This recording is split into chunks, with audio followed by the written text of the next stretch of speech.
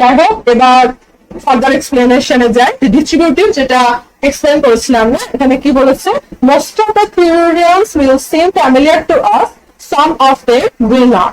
Prove that distribution theorem x plus yz equal to x plus y into x plus z.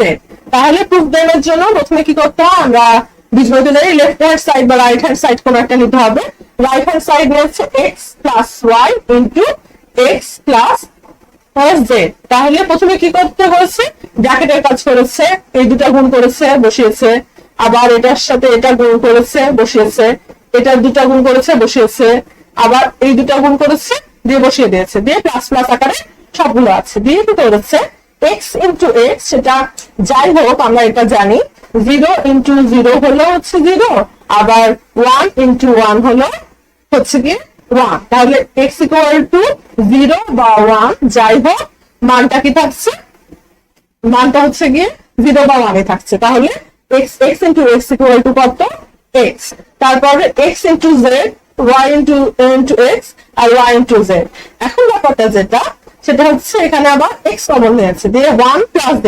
এখন ডোমিনেশনের নিয়মটাতে আমরা কি বলছিলাম, 1 plus 1 হলো হচ্ছে গিয়ে কি 1, আবার 1 প্লাস 0 হলেও কি 1। তাহলে ব্যাপারটা যেটা হচ্ছে, ডোমিনেশনের নিয়ম হয় z এর মান 1 হোক আর 0 হোক, 1 প্লাস z ইকুয়াল টু কি হবে, 1 plus z equal to 1 হবে, আর 1 into x equal to কি x।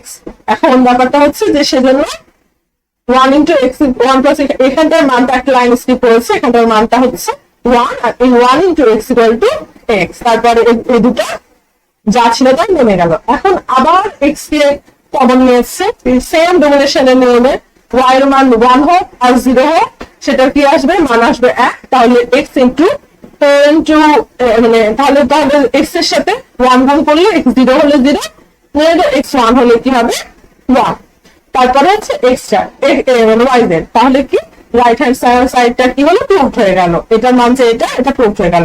এখন ডি মর্গানস সূত্র, ডি মর্গানস সূত্রটা এতটা ইম্পর্টেন্ট, কারণ এতক্ষণ দেখো যে মাল্টিপ্লিকেশন সামেশন দুটো মিলে একটা লেফট হ্যান্ড সাইড ছিল, তার রাইট হ্যান্ড সাইডটা মাল্টিপ্লিকেশন আর সামেশন মিলেই হয়েছে। কিন্তু ডি মর্গান সূত্রতে কি হচ্ছে, দুইটা ভেরিয়েবল কে মাল্টিপ্লাই করে, ডি মর্গানের প্রথম এবং দ্বিতীয় সূত্রটা দেখি, দুইটা ভেরিয়েবল কে মাল্টিপ্লাই করে যে অ্যান্সারটা আসছে সেটা অর বা সামেশন হচ্ছে, আবার দুইটা ভিন্ন ভেরিয়েবলকে সামেশন বা অর করে হচ্ছে গিয়ে কি হচ্ছে, মাল্টিপ্লিকেশন টাইপের একটা ভ্যারিয়েবল, দুইটা ভ্যারিয়েবলের মাল্টিপ্লিকেশনটা অ্যান্সার আসছে। সেজন্য ডি মর্গান সূত্রটা খুবই ইম্পর্টেন্ট। ডি মর্গান সূত্রটা বারবার মানে পরীক্ষায় আসে, বা এটা হচ্ছে গিয়ে শূন্য বসিয়ে প্রমাণ করতে বলা হয়। যাই হোক, ডি মর্গান সূত্রটাকে ট্রুথ টেবিলের মধ্যে দেখানো হচ্ছে যে x ইকুয়াল টু 0 আর y ইকুয়াল টু 1, 0 হলে কি হচ্ছে x ইন্টু y, মানে 0 ইন্টু 0 কি হবে 0। এখন হচ্ছে গিয়ে 0 ইন্টু 0, 0 এর উপর বার হলে কি হবে, 0 যদি নট হয় তাহলে 1। তারপরে হচ্ছে কি x1, x যেহেতু 0, x1 equal x bar equal to 1 আর y বার ইকুয়াল টু 1, তাহলে 1, তাহলে সেটা কি হবে যে 1 আমরা জানি 1 প্লাস 1 ইকুয়াল টু কি 1, এরকম ভাবে 0 1 0 একই ভাবে প্রমাণ করেছে। আবার দ্বিতীয় সূত্রটাকেও সিমিলার একটা ট্রুথ টেবিলের মাধ্যমে 0 1 এ করে প্রমাণ করেছে। মেন কথা হচ্ছে basic theorem, 0 plus 1 equal to 1, 1 plus 0 equal to 1, 1 plus 1 equal to 1, 0 plus 0 equal to 0। আবার similarly 0 into 0 equal to 0, 1 into 0 equal to 0, 0 into 1 equal to 0, 1 into 1 equal to 1। এই বেসিক একটা সূত্র অ্যাকচুয়ালি অন্যগুলো গুণ আর যোগ করলেই যেহেতু ডেসিমালের সাথে একই হয়ে যায়, সেগুলো মনে রাখার প্রয়োজন নাই। এই একটা সূত্র, আর হচ্ছে গিয়ে পুরো বা বাদ থাকলে হচ্ছে গিয়ে সেটা 0 হলে 1, 0 বার ইকুয়াল টু 1 আর 1 বার ইকুয়াল টু 0।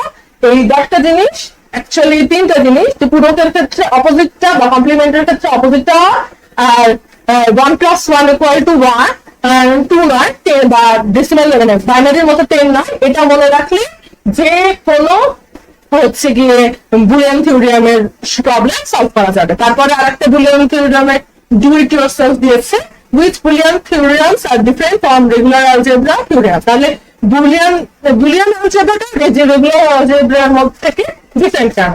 ডিফারেন্ট হচ্ছে গিয়ে শুধুমাত্র দুইটা কারণে। সেটা হচ্ছে যে একটা হচ্ছে গিয়ে ইনফিনিট মানে ভ্যালু শুধুমাত্র দুইটা ব্যবহার করে, সেটা হচ্ছে কি 0 আর 1। আর আরেকটা কারণ হচ্ছে 1 or 1 বা 1 + 1 = 1। এই দুইটা কারণে শুধুমাত্র বুলিয়ান algebraটা হচ্ছে algebra হচ্ছে normal algebra হচ্ছে ডিফারেন্ট। তারপরে কি regular algebra we use different variables to build a large expression which is also true for Boolean algebra। যেটা বলছে যে আমরা যেমন x y z অনেক মিলে নরমাল algebra যেরকম একটা নরমাল algebra-কে আমরা সেরকম সরলীকরণ করি, সেরকম বুলিয়ান algebra-ও করি। বুলিয়ান algebra-রও কিছু নিজস্ব থিওরেম আছে যেটা নরমাল algebra আছে। ফর এক্সাম্পল বলে একটা algebra বানিয়ে সেটাকে হচ্ছে গিয়ে ওই থিওরেম গুলো ইউজ করে সলভ করেছে। আবার সিমিলারলি আরেকটা algebra এরকম ভাবে বানিয়ে সলভ করে দেখিয়েছে যে বুলিয়ান algebra-কে সিম্পলিফাই করলে অ্যান্সার জেনারেলি 0 1 বা খুবই ছোট হয়ে আসে। দেখো এক্স ওয়াই জেড মিলে এটা একটা তিনটা ভেরিয়েবলের জন্য চারটা হচ্ছে স্টেটমেন্ট দিয়ে একটা এক্সপ্রেশন তৈরি করেছে, কিন্তু সেটাকে সিম্পলিফাই করতে করতে শেষ পর্যন্ত কি হয়ে গেছে জেড মাত্র একটা এক্সপ্রেশনে যে হয়েছে। তারপর আবার x plus x bar, x এর মান কত? এক্স এর মান যদি 0 হয় তাহলে এক্স বারের মান হচ্ছে 1, তাহলে 0 + 1 = 1, তাহলে z = 1 এ পরিণত হয়েছে। মানে খালি একটা 0 বা 1 এ এত বড় এক্সপ্রেশনটা এসে পরিণত হয়েছে। সেজন্য কি বলেছে পরবর্তীতে যে later when we discuss the logic gates we will see that we can use Boolean algebra to simplify a large complex expression into shorter and simple version. যেমন অত বড় একটা লার্জ এক্সপ্রেশন কে শুধুমাত্র 1 এ পরিণত করতে পেরেছে বুলিয়ান algebra দিয়ে। এটাই বলেছে যে আমরা যখন পরবর্তীতে লজিক গেট গুলো পড়বো তখন হচ্ছে গিয়ে বুলিয়ান algebra ইউজ করে কি করে একটা কমপ্লেক্স অনেকগুলো ভেরিয়েবল আলা কোন সার্কিটকে কিভাবে সিম্পল ভার্সন বা একটা মাত্র আউটপুট আনা যায় সেগুলো শিখবো।